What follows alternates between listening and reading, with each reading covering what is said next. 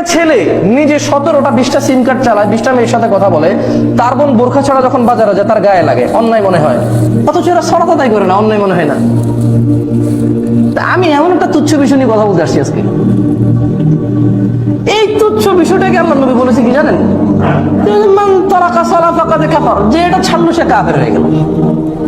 জি, যে দাঁড়িয়ে পেশাব করলো সে কাফের হয়নি, কিন্তু যে বোরখা ছাড়া বের হলো সেও কাফের হয়নি, যে বসে বসে টেলিভিশন দেখে সেও কাফের হয়নি, যে ক্রিকেট খেলে ফুটবল খেলে সেও কাফের হয়নি, যে বাবা মায়ের কথা শোনে না সেও কাফের হয়নি।